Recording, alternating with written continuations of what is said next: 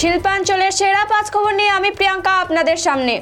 ভারত কলা কেন্দ্রের উদ্যোগে 4 দিন ব্যাপী চিত্র প্রদর্শনীর সূচনা হয় রানীগঞ্জের কলা ভারতীয় আর্ট গ্যালারিতে।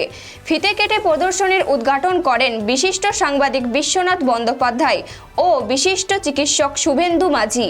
সেই প্রদর্শনীশালায় স্থান পেয়েছে 4 জন বিশিষ্ট শিল্পীদের হাতে আঁকা ছবি ও হাতের তৈরি জিনিস। ভারত কলা কেন্দ্রের তরফে সৌরভ চ্যাটার্জি জানান, প্রায়শই নানা শিল্পীদের নিয়ে এই প্রদর্শনী করা হয়ে থাকে।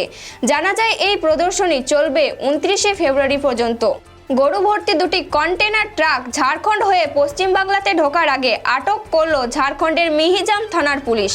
ট্রাকগুলিতে 103টি গরু ছিল বলে জানা যায়। গরুগুলি ঠাসাঠাসি ভাবে ছিল। এই ঘটনায় যুক্ত মোট 6 জনকে গ্রেপ্তার করল পুলিশ। গরু পাচার মামলাতে তদন্ত শুরু করেছে এডি সিবিআই। নিয়ন্ত্রণ হারিয়ে 2টি বাসের সাথে ধাক্কা একটি ছোট গাড়ির। ঘটনাটি ঘটেছে মঙ্গলবার রাত্রি 9টা নাগাদ কাকসা দমরা মোড়ের সামনে। জানা যায় একটি ছোট গাড়ির পানাগড়ের দিকে আসার সময় নিয়ন্ত্রণ হারিয়ে বীরভূমগামী একটি সরকারি বাসের ধাক্কা মারার পর একটি বেসরকারি বাসে ধাক্কা মারে। দুর্ঘটনায় আহত হয় ছোট গাড়ির চালক। খবর পেয়ে কাকসা থানার পুলিশ ঘটনাস্থলে পৌঁছে আহতকে উদ্ধার করে এবং বেসরকারি বাস ও ছোট গাড়িটিকে আটক করে। সন্দেশখালীর ঘটনা ও প্রাক্তন বাম বিধায়ক নিরাপদ সর্দারকে গ্রেফতার করার প্রতিবাদে লাগাতার চলছে রাজ্য জুড়ে বামেদের পক্ষ থেকে বিক্ষোভ।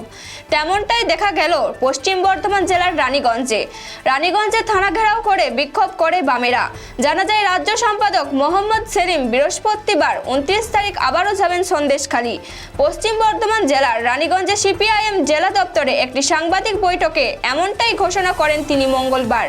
লোকসভা নির্বাচনের প্রাক্কালে বুধবার রূপনারায়ণপুর ও আলহাট্টি মোড়ে পুলিশকে দেখা গেল সক্রিয় ভূমিকায়। হেলমেটবিহীন যাত্রী দেখলেই সাবধান করছে পুলিশ। গাড়ির কাগজ না দেখাতে পারলে নিয়ে যাওয়া হচ্ছে রূপনারায়ণপুর ফাঁড়িতে। শিল্পাঞ্চলের সেরা 5 খবর এখনকার মতো এই পর্যন্তই। পরবর্তী খবরের জন্য চোখ রাখুন খবর বাংলার স্ক্রিনে। খবর বাংলা, খবরের খবরদারি।